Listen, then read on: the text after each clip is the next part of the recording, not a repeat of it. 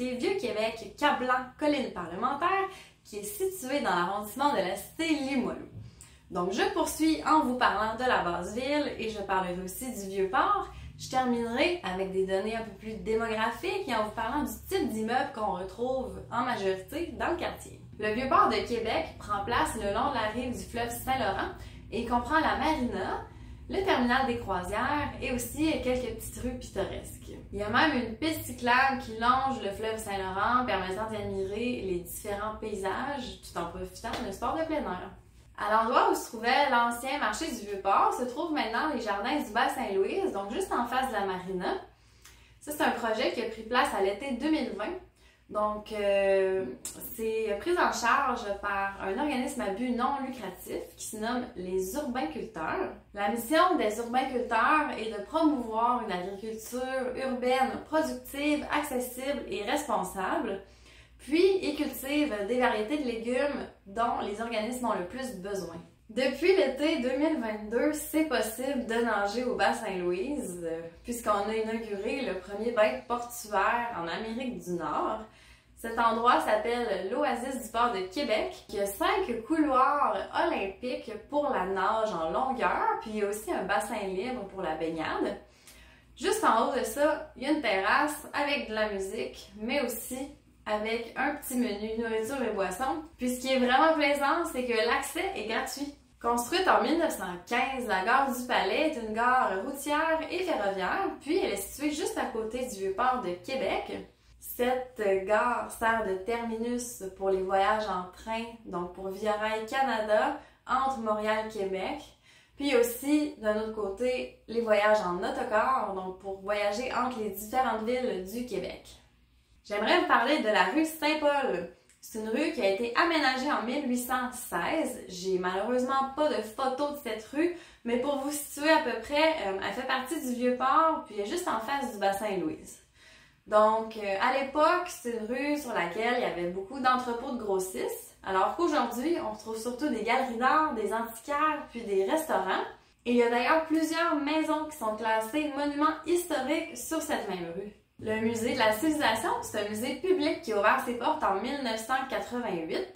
Il est situé dans le Vieux-Port, juste en face du fleuve Saint-Laurent et également tout près du Petit Champlain. Il présente des expositions temporaires thématiques, mais aussi des expositions permanentes qui ont un lien surtout avec les sciences humaines et sociales. À la gauche du musée se trouve l'auberge Saint-Antoine. C'est un endroit que j'affectionne particulièrement parce que j'y ai moi-même travaillé pendant 4 ans avant de me lancer dans le domaine de l'immobilier. Ce qui est particulier de cette auberge, c'est que c'est un hôtel de luxe qui expose des artefacts du régime français et anglais qui ont été trouvés sous la propriété même lors d'une fouille archéologique. Et pour les amateurs de plats du terroir finement cuisinés, de bons vins, puis de cocktails signature, c'est sûr que vous allez être charmés par le restaurant Chez Mofi et le bar Artefact. Juste en face de l'auberge Saint-Antoine, il y a la place des Canotiers qui fait 215 000 pieds carrés. Donc en fait, c'est une place publique avec des espaces verts, du mobilier urbain. Il y a aussi des jets d'eau, donc pour l'été, on peut se rafraîchir, autant les jeunes que les plus vieux. Puis juste à côté, là, il y a un immense stationnement, donc c'est pas toujours facile de trouver du stationnement en Basse-Ville, c'est une très bonne option.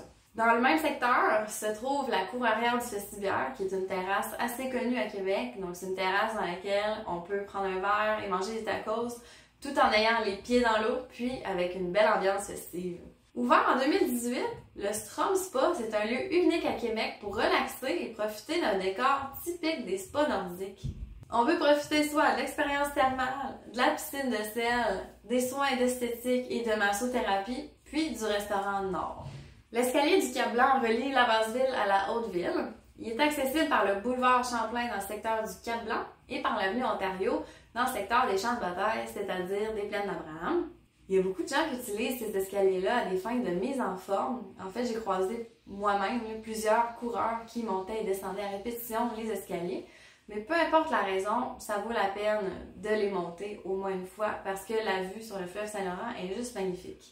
Maintenant que je vous ai parlé de tous les attraits historiques et touristiques du quartier, je vais maintenant vous parler du type d'immeuble résidentiel qu'on y trouve et aussi de sa démographie. Le quartier fait une superficie totale de 4,9 km² Et on retrouve majoritairement des immeubles d'appartements de moins de 5 étages. Il y a 40% des gens qui demeurent dans le quartier qui sont des propriétaires, donc 60% qui sont locataires.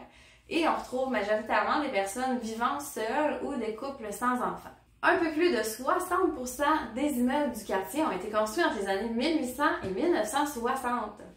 Ça, c'est parce que c'est le premier quartier à avoir été colonisé dès l'arrivée des premiers colons. Et pour cette même raison, il y a encore aujourd'hui plusieurs édifices et maisons anciennes qui sont classés monuments historiques. Ici, je vous présente deux exemples d'immeubles à appartements, condos qu'on retrouve dans le Vieux-Québec. Donc la photo a été prise en Haute-Ville, puis la vidéo a été prise en Basse-Ville, près du Vieux-Port de Québec. Et on observe effectivement que ce sont des constructions qui datent d'un autre siècle de par leur style architectural. Les maisons du Vieux-Québec ont des caractéristiques issues des traditions françaises et anglaises. Et les premières maisons de type londonien qui ont été construites pour les Canadiens français avaient seulement 2 étages et par la suite, c'est les maisons à 3 étages qui sont devenues la norme. Face aux plaines d'Abraham se trouvent de magnifiques demeures qui ont été construites entre les années 1900 et 1940.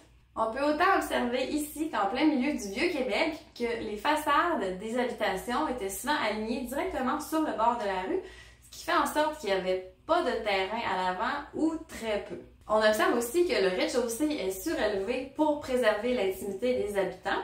Il fallait donc monter quelques marches pour arriver à la porte d'entrée qui était souvent protégée par un petit portique.